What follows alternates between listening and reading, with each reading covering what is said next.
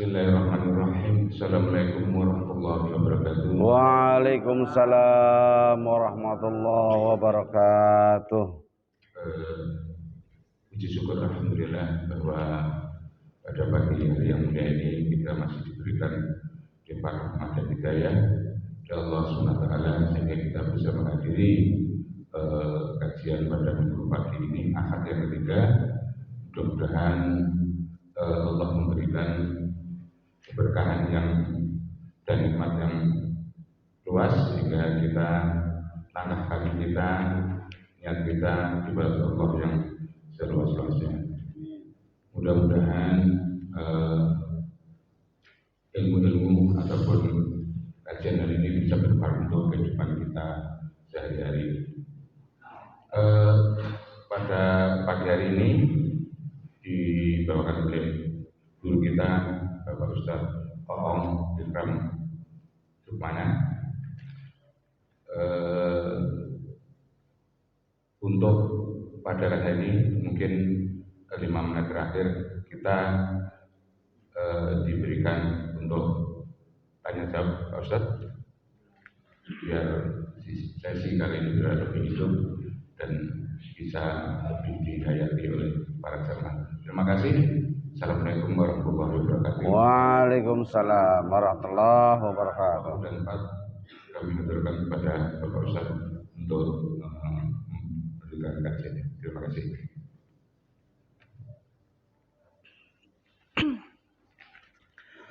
Assalamualaikum warahmatullahi wabarakatuh. Alhamdulillahilladzi anzala sakinata fi qulubil mu'minin liyazdadu imanam ma'a imanihim. Ashhadu an la ilaha illallah wahdahu la syarika lahul malikul wa'adul amin. Wa ashhadu anna Muhammadan abduhu wa rasuluhul mab'uts rahmatan lil alamin. Allahumma salli wa sallim ala Muhammadin nabiyyinal karim wa ala alihi wa ashabihi wa tabi'ahum bi ihsanin ila yaumiddin. La haula wa la quwwata illa billahil aliyyil azim. Amma ba'd. Bapak-bapak, ibu-ibu dan saudara-saudara sekalian yang dimuliakan oleh Allah Subhanahu wa taala, alhamdulillah wa syukurillah, puji dan syukur kita panjatkan kehadirat Allah Subhanahu wa taala bahwa dengan berkahnya, dengan nikmatnya, dengan inayahnya pagi hari ini kita dapat bangun pagi, bisa sholat berjamaah, berzikir dan menuntut ilmu sebagai salah satu kewajiban kita. Mudah-mudahan dengan itu semua Allah memberkahi kita semua. Amin ya rabbal alamin. Hadirin yang berbahagia, pagi ini kajian kita sampailah pada cabang yang ke-38 dari 77 cabang iman. Jadi sudah memasuki atau mendekati pertengahan dari yang kita targetkan. 38 bulan sudah kita lalui. Ngaji kita sampai pada judul tidak mencuri dan makan harta yang bukan haknya. Itu merupakan salah satu cabang iman.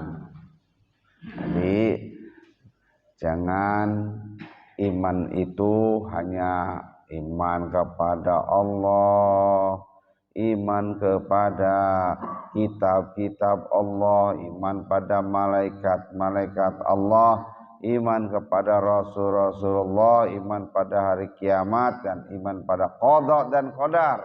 Tetapi cabang-cabang itu banyak sekali, dan ini cabang yang ke-38 adalah kita sebagai orang mukmin tidak mencuri dan tidak makan harta yang bukan haknya. Itu adalah bagian dari iman. Salah satu cabang iman adalah menjaga tangan. Sebutnya menjaga tangan dari mencuri. Kita harus jaga dengan hati kita, dengan segenap kemampuan kita, karena tangan kita ini sifatnya gratil. Oh, gratil, Pak. Bahasa Jerman yang gratil. Ada apa aja pengennya diambil. Nah, yang menjaga adalah hati kita. Hati yang disirami dengan iman. Jadi hati yang beriman, karena iman itu kan bil qalbi. Nah, ininya lokasi utamanya itu adalah hati. Nah, inilah penjaga. Hati sebagai penjaga. Hati yang beriman. Tangan pengen ngambil, tangan pengen apa nih? Nyopet ya. Oh, nyopet tuh latihannya pakai ini nih. Ya, ada latihannya, Pak. Pernah lihat latihan orang nyopet. Beton nangka tahu? Beton nangka masukin ke dalam gelas berisi air, airnya 3/4. Terus harus bisa ngambil dengan jepitan ini. Cep, gitu. Kalau udah bisa cep gitu, lulus dari copet. Wisuda. Wisuda copet ya. Jangan dipraktekin ya. Jangan dipraktekin ya. Itu ya. Ini tangan kalau udah bisa begitu ya dia pengen bisa aja. Mapnya di pangku, tangannya masuk ke dalam map. Oh gitu. Ini di sinetron preman pensiun ya gitu. Itu. Jadi yang menjaga adalah tangannya. Menjaga tidak mengambil yang tidak hak untuk diambil. Bahkan lanjutan dari akidah, lanjutan dari tauhidullah itu adalah akhlak. Hasilnya akhlak apa? Masya Allah, luar biasa. Tidak mengambil makanan yang jauh dari tempatnya. Itu akhlak. Nah, misalnya makan ngariung gitu ya. Tempe, tahu, mie, dagingnya di sebelah sana, gitu. Gitu kan. Ini akhlak tidak ngambil begini. Ambilnya ini. Ya, rezekinya tempe, ya, rezekinya tempe. Walaupun boleh, tapi tidak baik. Boleh, tapi tidak baik. Ya, halal tapi tidak thayyib. Itu kenapa? Itu keteknya akan melangkahi. Aromanya kemana-mana nanti ya. Jadi akhlak. Padahal boleh. Halal. Itu yang disebut tidak sopan. Iya etika. Etika mah datangnya dari Sokrates, kalau akhlak dari Allah. Jadi kita lebih banyak menyebutnya akhlak. Ya, gitu. Sama-sama budi pekerti datangnya dari Jawa. Ya. Kalau dari Allah akhlak. Jadi akhlak yang baik begitu. Nih para santri, anak-anak muda, kalau makan ngariung nggak apa-apa, jangan malu-malu, cuman jaga akhlak. Gitu. Kecuali nanti kalau Abi Iwan atau petugas lainnya, ayo mangga, nampannya diputer. Zaman sekarang mejanya bisa begitu, ting, muter gitu ya. Jadi kecuali kalau memang dinyongin gitu. Ah ini jaga hati yang menjaga. Pengen mah pengen ayam no, daging tuh. Pengen yang ngerogoh. Cuman akhlak. Nah, amina wayahna wae dapatnya tempe, bihun dan sebagainya gitu. Baru nanti orang tuanya harus tahu diri juga. Kasihan tuh anak dari tadi sambal mulu gitu kan. Ya. Jadi tangan itu memang pengennya ngambil apa saja, pengen mencuri, pengen merampok, pengen ngambil barang-barang yang bukan haknya. Tapi hati itulah yang menjaga. Hati yang bagaimana? Hati yang diisi dengan keimanan kepada Allah Subhanahu wa ta'ala. Dari mana datangnya ilmu? Dari mana datangnya iman? Itu dari ilmu. Ilmunya dari mana? Ya dicari. Ilmu itu harus dicari. Kecuali Nabi.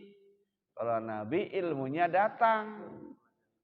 Karena dengan proses wahyiyah, nubuwah. Nabi dikir. Subhanallah walhamdulillah wala ilaha illallah wallahu akbar. Malaikat Jibril datang diutus oleh Allah untuk menyampaikan ilmu. Itu seperti juga Nabi Adam alaihissalam. Nabi Adam alaihissalam cuma berdoa, mengakui kesalahannya, menyesal. Rabbana zalamna anfusana wa illam taghfir lana wa tarhamna lanakunanna minal khasirin.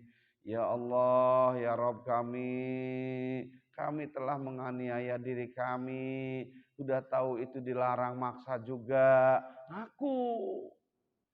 Maka jika engkau tidak menyayangi kami, maka kami termasuk orang-orang yang rugi, orang-orang yang berdosa, orang-orang yang akan dimasukkan ke dalam neraka. Itu diungkapkan bertahun-tahun dan dengan nangis. Lalu Allah, fatalaqqa Adamu mir rabbihi kalimatin fataba alaihi. Lihat keseriusan Adam dan Hawa, nangis minta ampun pada Allah, maka kemudian diampuni. Fatalaqqa Adamu min rabbihi kalimatin fataba alaihi, diterima taubatnya. Terima taubatnya. Udah merasa dapat ilmu tapi melanggar. Apa ilmunya? Ilmunya dari Allah. Ilmunya langsung Allah berikan. Wa 'allama Adamal asma'a kullaha. Allah berikan ilmu kepada Adam semuanya. Semua ilmu. Asma'a kullaha. Semua isme, semua faham. Faham komunis, sudah ada konsepnya, diajarkan. Faham kapitalis, udah dikasih konsepnya, diberikan pemahamannya. Faham semua. Jadi faham itu adalah ilmu, pengetahuan. Sudah disampaikan oleh Allah kepada Nabi Adam. Tinggal Adam. Yang benar adalah isme ini. Ismenya Allah Subhanahu wa ta'ala. Maka kepada Nabi Muhammad pun ilmunya langsung. Iqra bismi rabbikal ladzi khalaq. Bacalah, pelajarilah, laksanakanlah ismenya Allah. Ismu Rabbik. Ismenya Allah apa? Al-Quran. Jadi Nabi Adam dan sampai kepada Nabi Muhammad, ilmunya itu langsung dari yang maha berilmu, Allah Subhanahu wa ta'ala.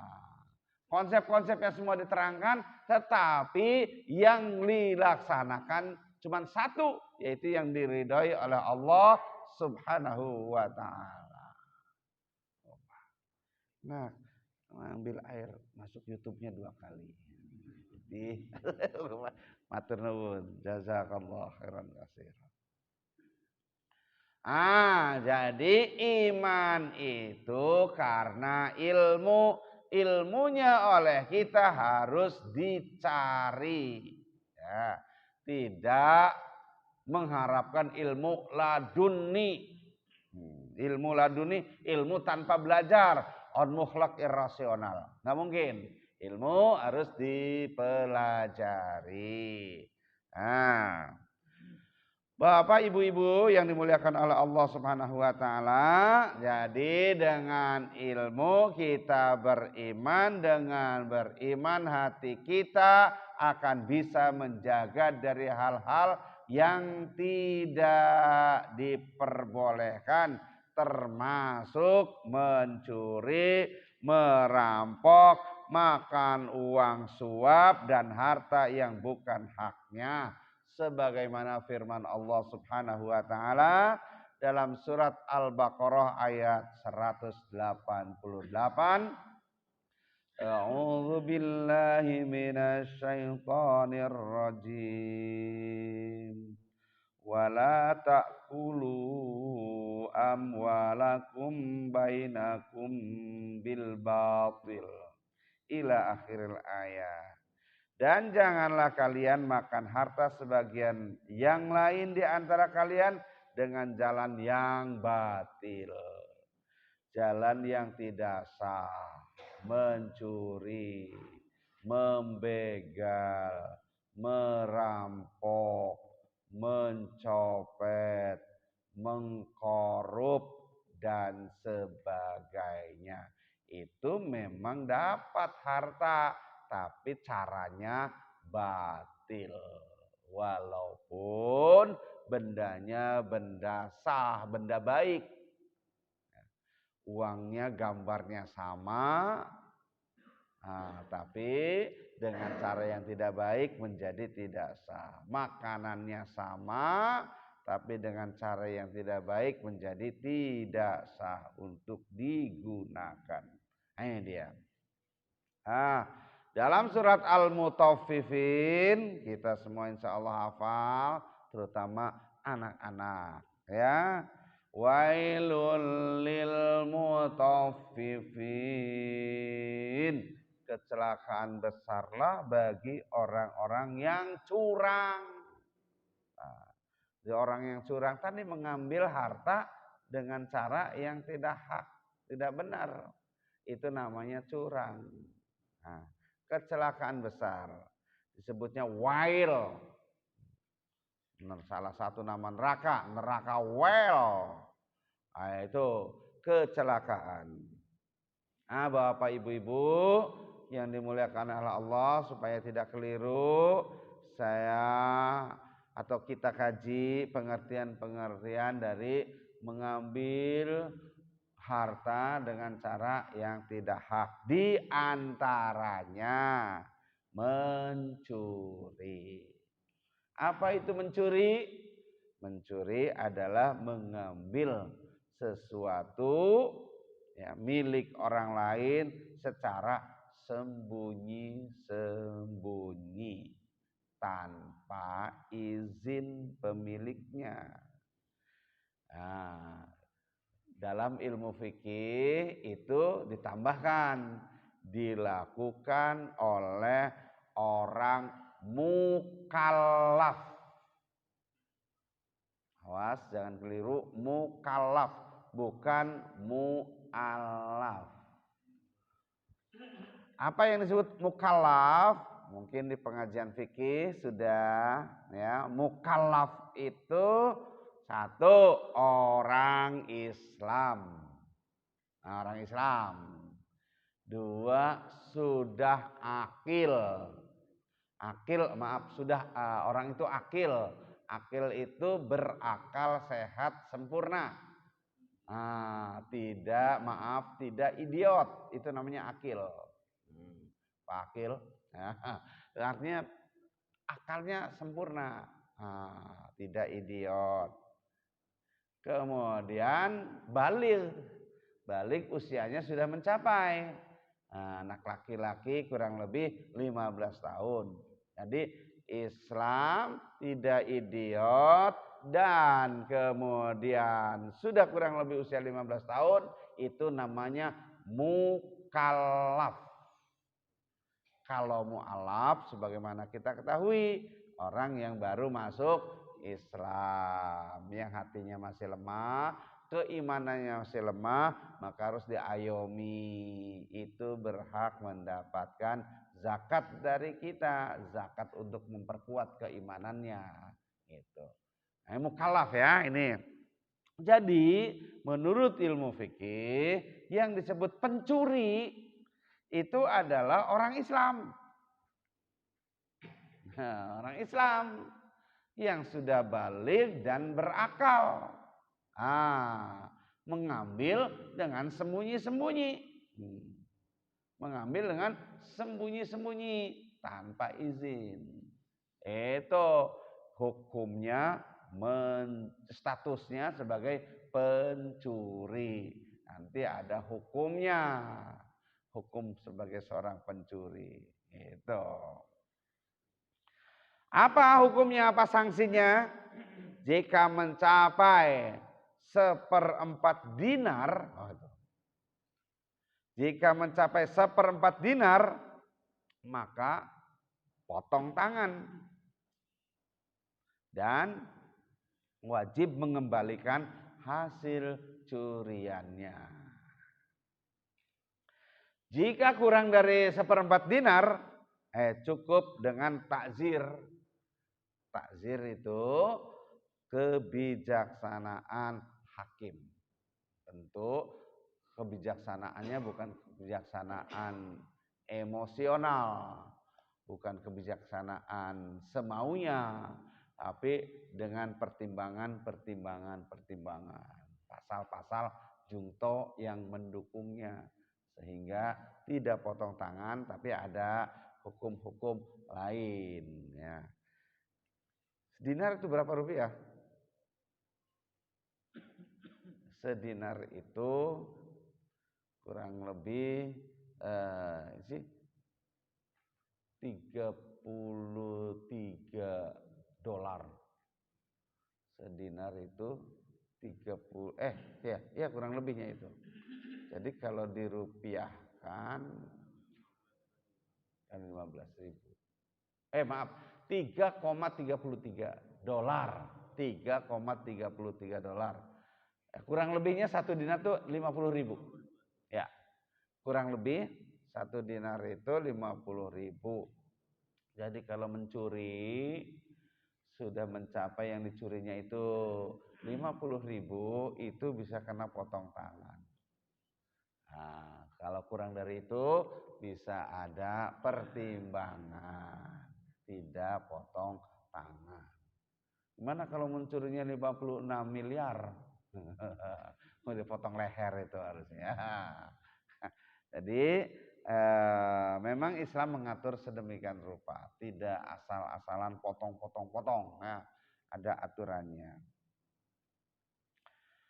Yang kedua, yang termasuk makan harta yang bukan haknya adalah merampok. Merampok. Garis miring, membegal. Merampas. Dan biasanya dibarengi dengan kekerasan. Membegal pasti dengan kekerasan. Enggak. Membegal. Mas. Motornya buat saya ya. Kan enggak begitu ya. Anak mana lo? Berikan. Todong. Itu namanya dengan kekerasan. Nah, lawan. Itu namanya merampok, membegal. Biasanya kalau merampok sendiri apa banyak kan? Banyak biasanya ya.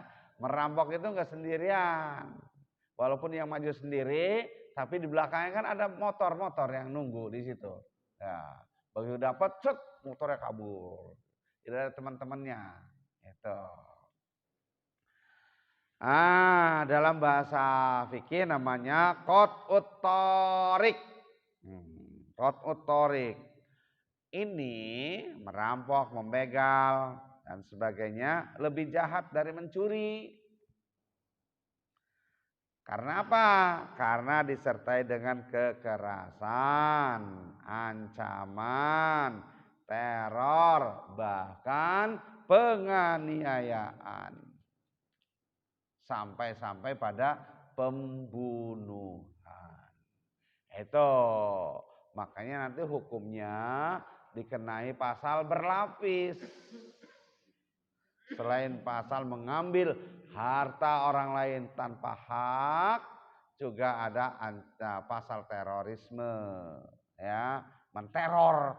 Teror itu menakut-nakuti. Ya. Dikasih awas lo, itu. Lapor awas lo, itu teror namanya, ancaman. Nah, ini menakutkan. Bisa kena pasal berlapis. Ya.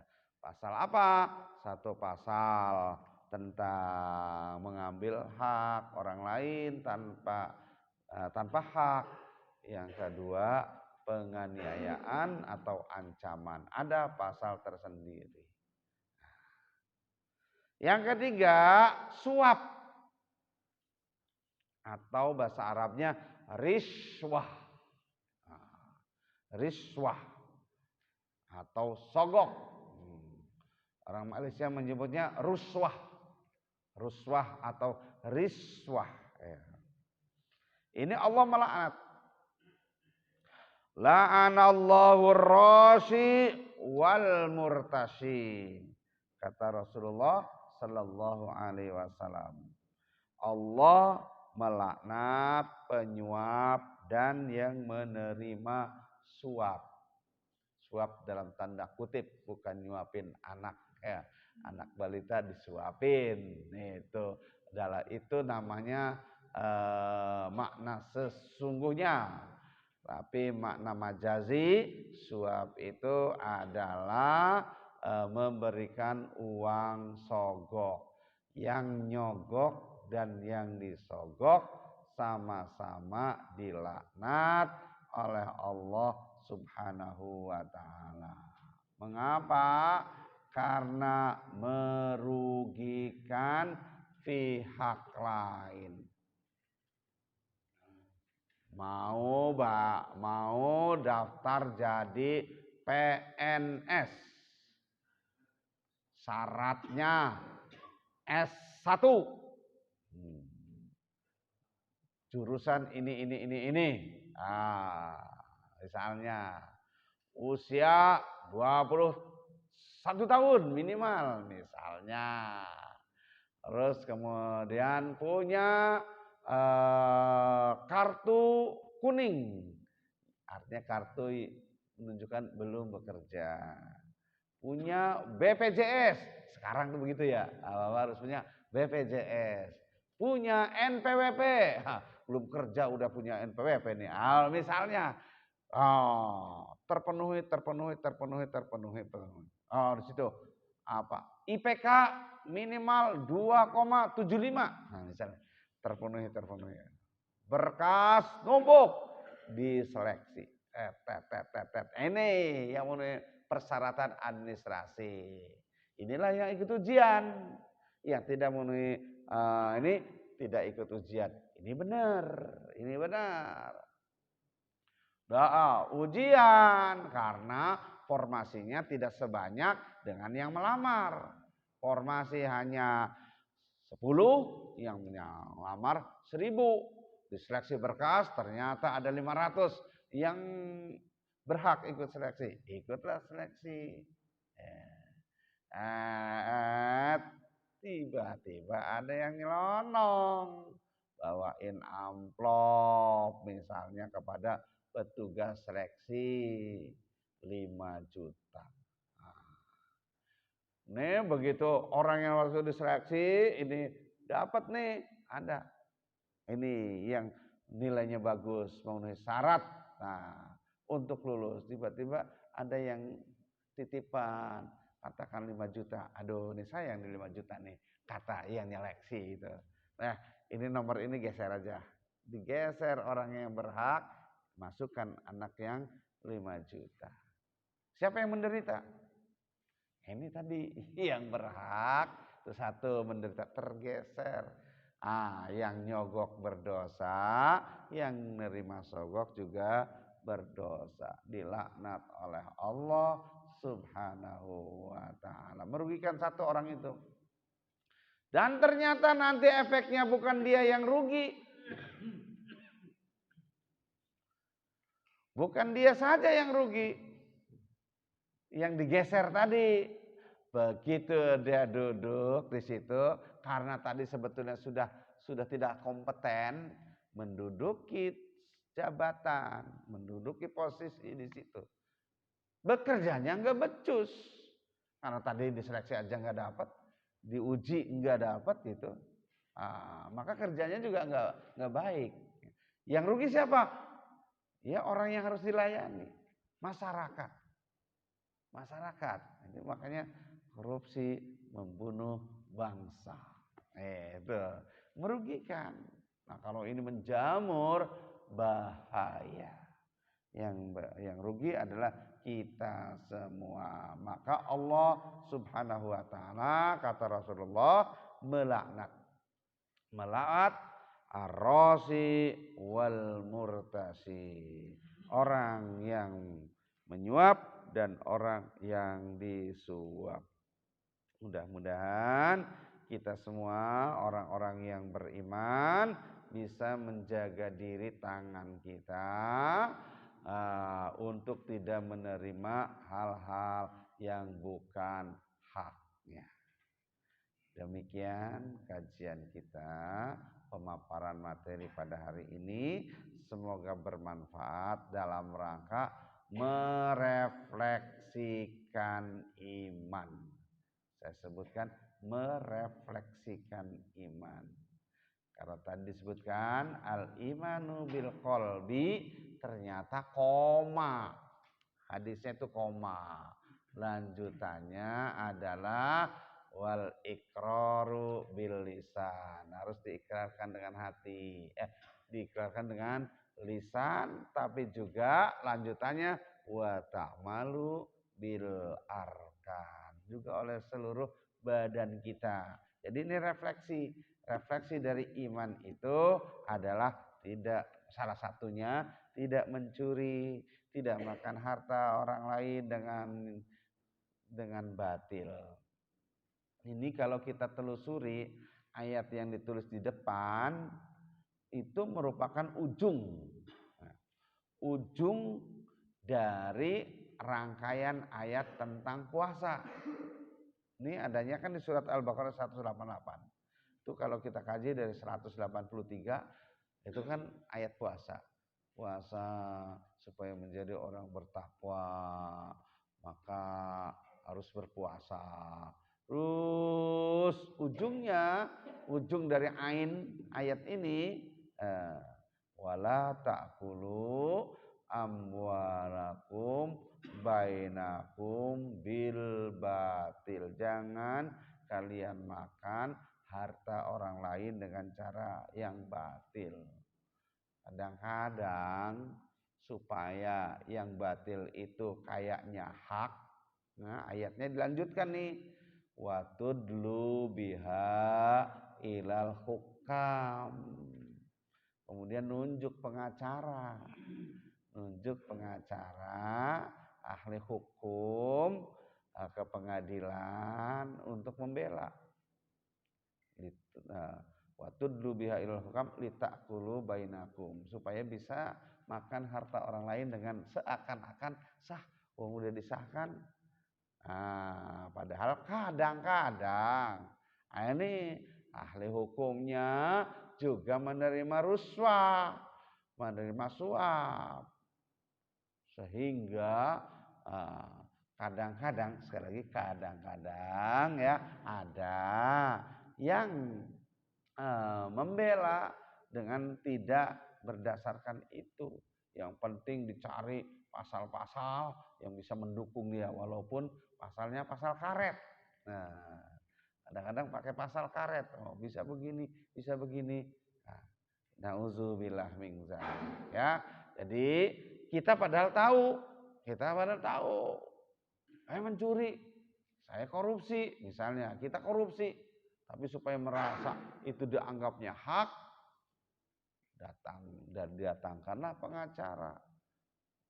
Supaya gimana nih dapat, ya udah 50-50 ya, ini dia ya. Jadi ma'asyiral muslimin rahimakumullah, kita sekarang sudah mengkaji ini, bertobat kita kalau kita pernah melakukan itu, dan jangan lagi. Karena apa? Karena ini merusak tatanan bangsa dan negara, merugikan seseorang secara langsung yang seharusnya mendapat jadi tergeser. Wallahu a'lamu bishawab. Kami persilahkan kepada bapak-bapak dan saudara-saudara sekalian, barangkali ada yang mau ditanyakan. Mari Pak. Waalaikumsalam warahmatullahi wabarakatuh.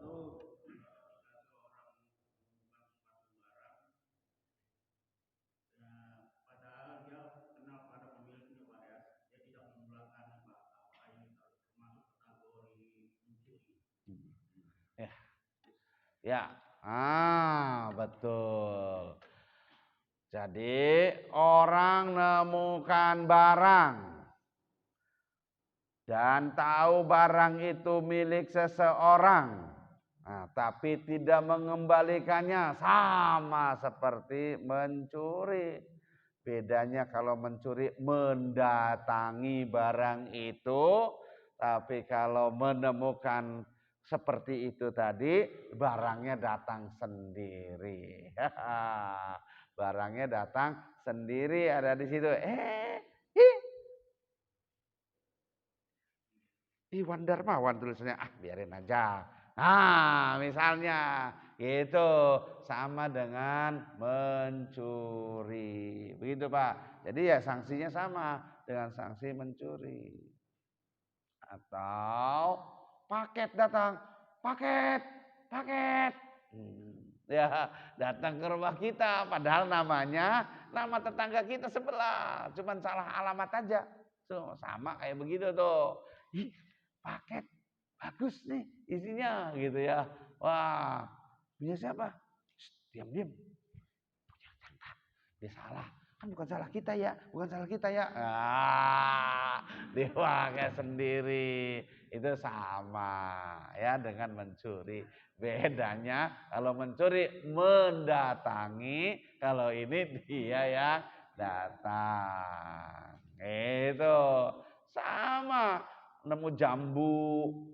Ya, jambu jatuh. Di pekarangan orang itu juga. Ini pekarangan orang itu ada pohon jambu, jambunya jatuh di situ. Terus kita pungut. Kalau tanpa izin, tanpa ridho yang punya jambunya, itu sama juga mencuri jambu. Beda kalau jambunya, pohon ini karangan dia orang. Ada pohon jambu, terus daunnya kayak gini. Jambunya jatuh ke pekarangan kita. Boleh. Ya.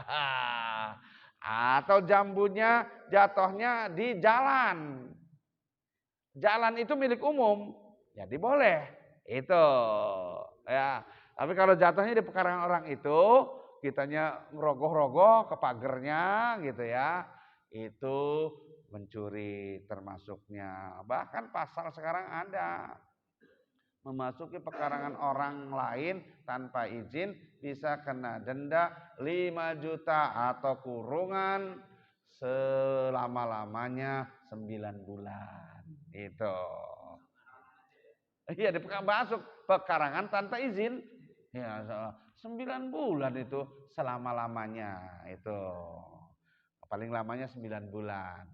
Apalagi ngambil barangnya. Makanya dulu ada nenek-nenek di sidang masuk pengadilan tuh di Jawa Tengah gara-gara nyari kayu, dapat kayu jati. Sepotong kayu jati, rantingnya ada di kebun orang.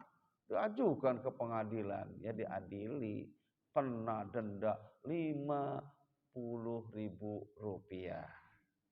Si nenek nangis, dari mana duit seket sih ngendi, duit seket teh. Ya. Akhirnya hakimnya yang bayarin, bayar denda hakimnya gitu. Ya, tapi artinya hukum dijalankan. Hukum dijalankan karena kepada orang kecil. Ya. Kalau orang besar, wallahu a'lam bishawab. Mudah-mudahan bisa dilaksanakan kepada bukan saja orang kecil, ya. Ya, Pak.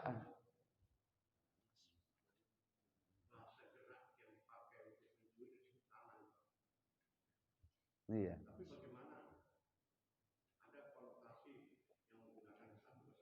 Hmm.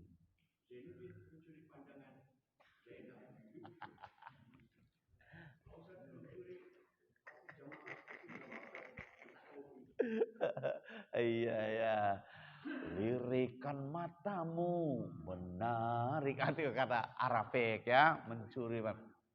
Jadi pada bahasa itu ada bahasa konotasi, ada bahasa denotasi ya. Dalam bahasa hukum menggunakan bahasa denotasi. Denotasi itu makna sesungguhnya. Ya. Kalau konotasi itu bahasa sastra. Nah, nanti bisa bersayap itu. Tadi kalau pakai bahasa konotasi, konotasi itu majazi. Ya majaz ya, mencuri pandang. Mencuri hati, ya mencuri hati.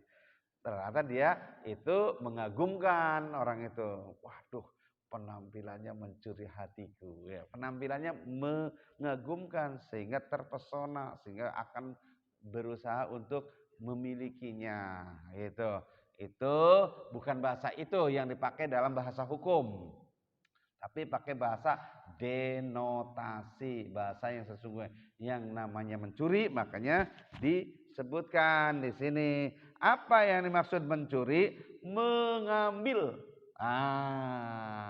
Mengambil pastinya pakai tangan, ya, karena nggak bisa mengambil pakai kaki, apalagi pakai mata.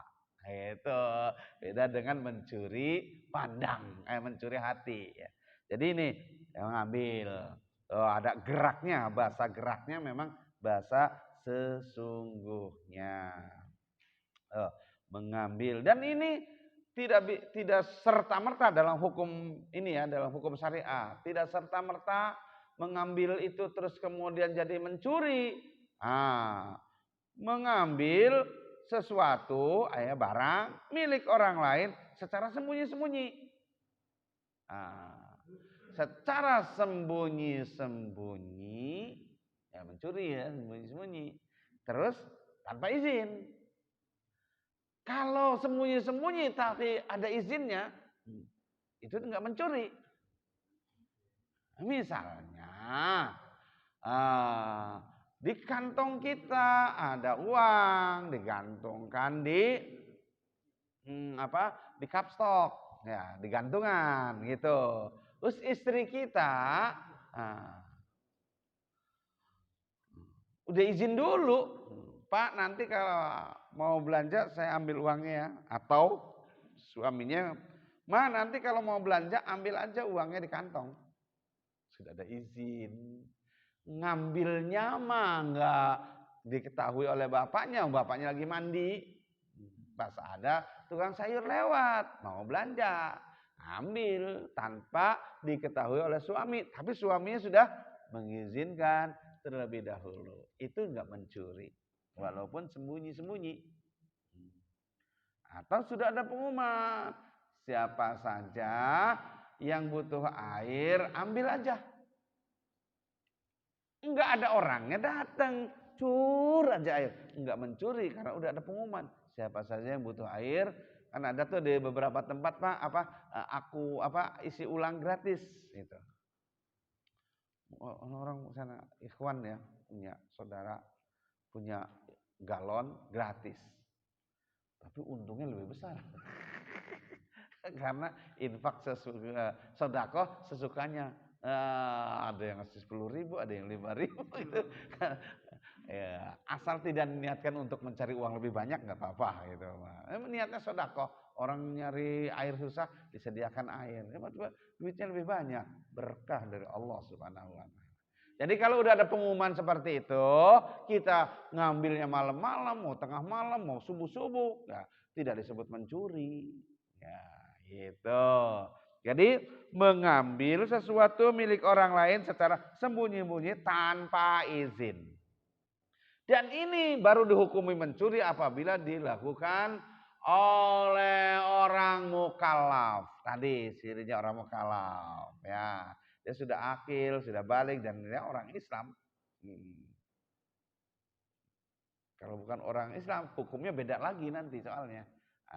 Karena hukum takzir, hukum hudud, hukum syariat ini hanya diberlakukan kepada orang Islam. Orang lain punya aturan sendiri, itu. Jadi jangan takut sama hukum Islam. Orang hukum Islam hanya untuk orang Islam, gitu. Hukum Islam hanya untuk orang Islam. Monggo, ada lagi? Ya. Kalau kayak yang kerja di restoran-restoran kayak gitu, kan suka buang-buangnya makanan. Nah, petugasnya itu terjebak antara mubazir atau kalau dibawa pulang mencuri. Iya, ya, betul. Kan sudah dibuang, sudah bukan milik orang itu.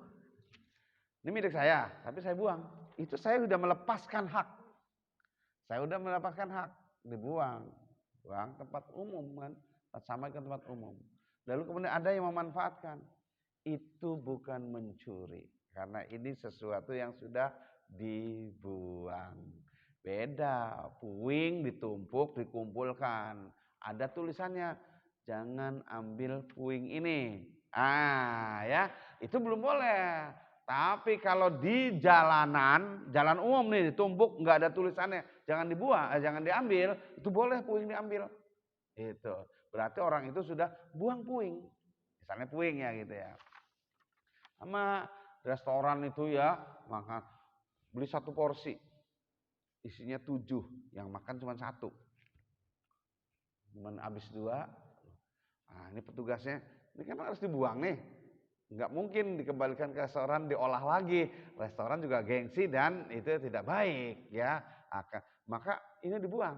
Itu dibuang sudah bukan jadi haknya restoran itu. Kemudian pegawainya tahu ini barang masih bagus, masih bisa dimakan. Saya ambil. Itu bukan mencuri. Ya, karena sudah hukumnya dibuang, dilepaskan hak kepemilikannya. Itu seperti istri sudah dicerai, terus kemudian dilamar, dengan ada tenggang waktu, namanya masa idah, ya itu, ya, ya monggo. Di keterangan Ustaz yang nomor 2 itu bahwa merampok dan sebagainya itu adalah jenis kategori mencuri yang paling jahat. Ya. Tapi ada ungkapan bahwa sejahat-jahat pencuri adalah pencuri dalam sholat. Nah, itu bagaimana? Wah, ya, betul, mencuri yang betul. Termasuk jahat itu. Iya, ya. Ya, itu dalam kata tadi mencuri dalam sholat itu juga bahasa kias atau majaz, ya, bahasa kias atau majaz, bukan dalam kategori mencuri hukum fikih, bukan hukum ini. Jadi kajiannya berbeda. Jadi tidak bisa diajukan ke pengadilan. Mencuri sholat, ya, orang masbuk baru 1 rakaat imam salam, yang lain salam, ikut salam. Itu korupsi sholat. Gitu. mungkin dosanya gitu. Ya, iya betul. Dosanya sama dengan mencuri itu. Betul. Bahkan ada yang sholat dikategorikan monyet. Ada. Siapa? Orang yang sholatnya tengok-tengok mulu. Enggak batal, Pak. Sholat itu enggak batal. Sah. Selama dadanya masih menghadap kiblat. Tapi kalau dadanya berubah, itu batal. Ini sholat enggak. Ya, disebutnya kata Rasulullah, ayam monyet. Gitu. Ayam monyet di masjid tapi kayak ragunan. Jadi dosanya iya betul, tapi tidak bisa diajukan ke pengadilan karena tidak ada orang yang merasa barangnya diambil gitu. Betul, dosanya iya. Ya.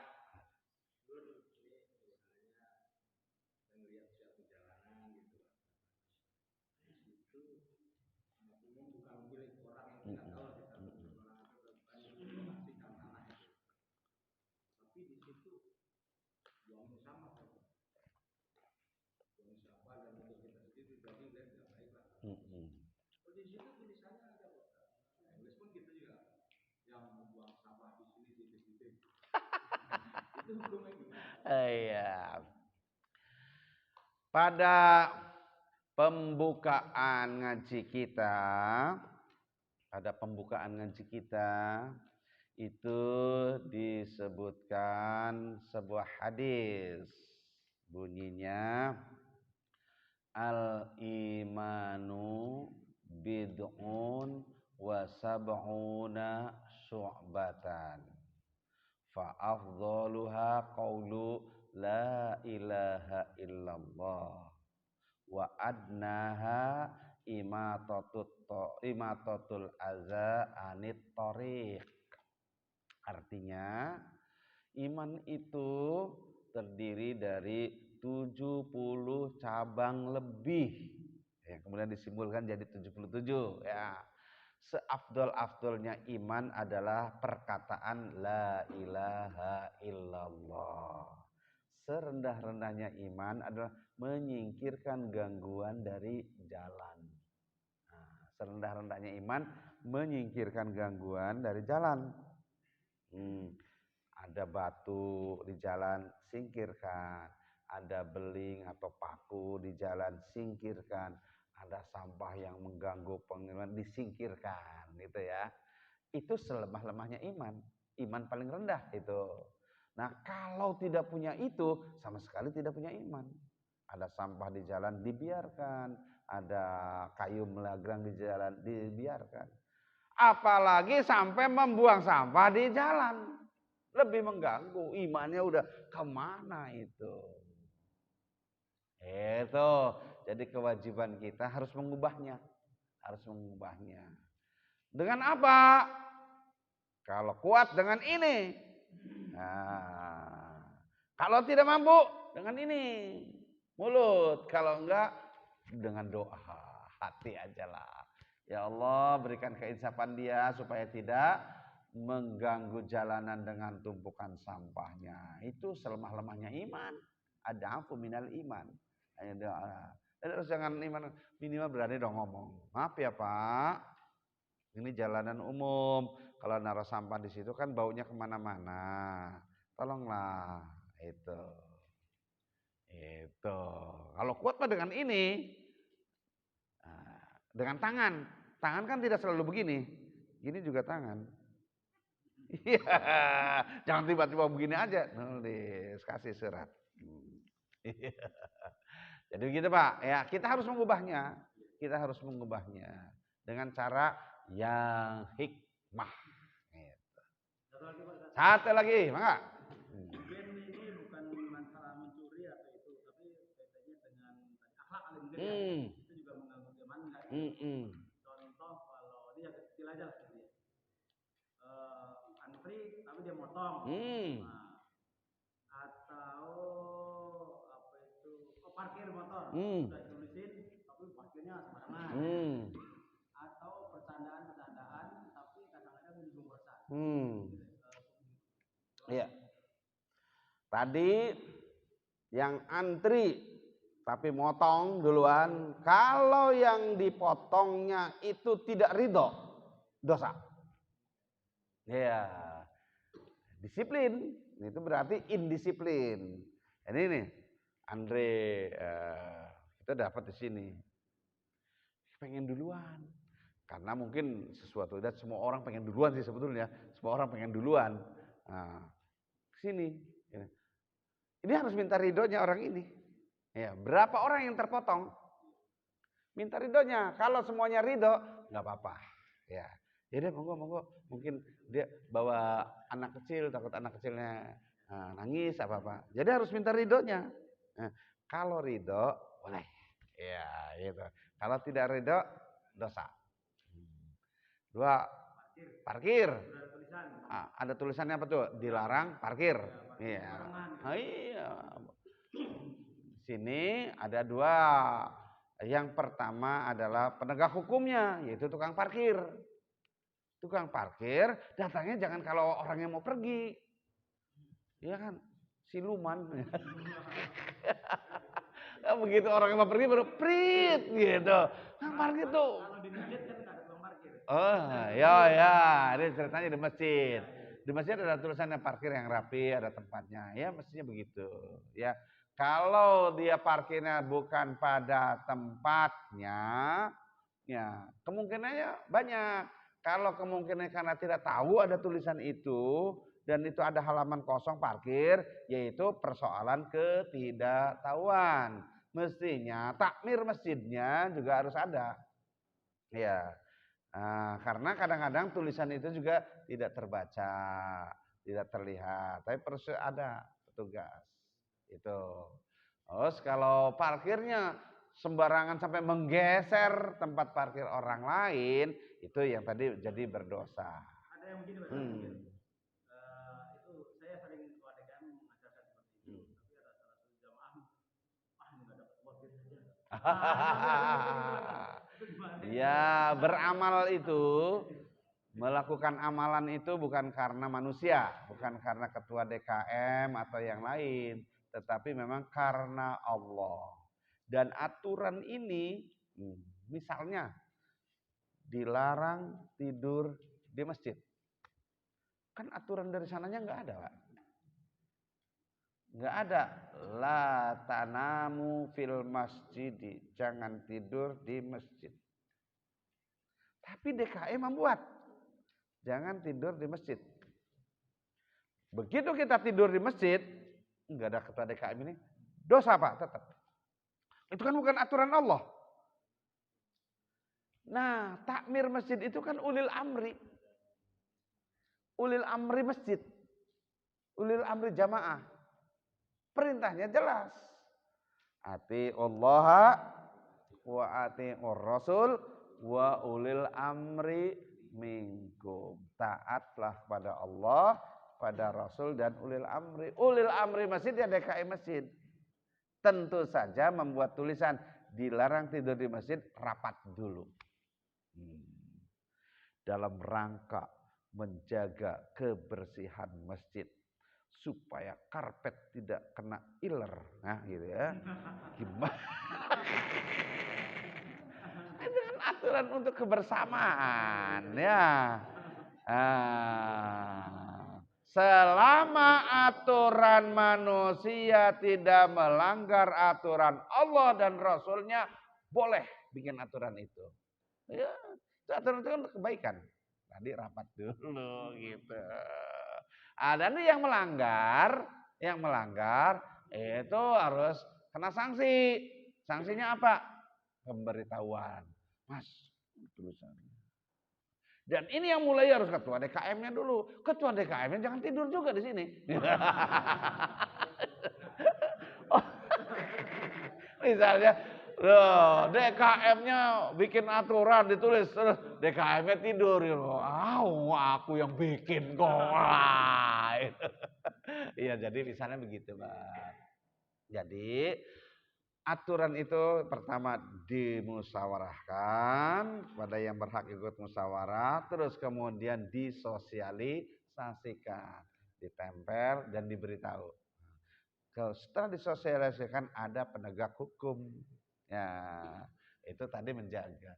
Nah, kadang-kadang ada pelanggaran terjadi karena belum tersosialisasikan. Kalau belum tersosialisasikan itu masih ada ma'fu, permaafan.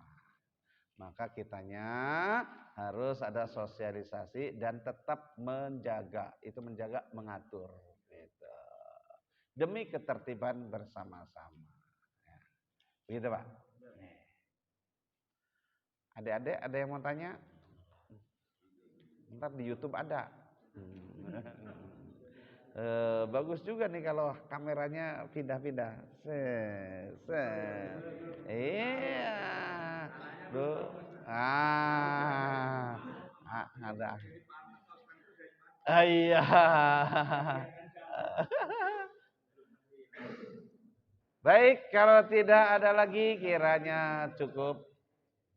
Terima kasih atas segala perhatiannya, mudah-mudahan bermanfaat buat kita semua dalam rangka memperbaiki iman dan akhlak kita. Barakallahu li wa lakum fil Qur'anil Karim wal afu minkum wassalamualaikum warahmatullahi wabarakatuh.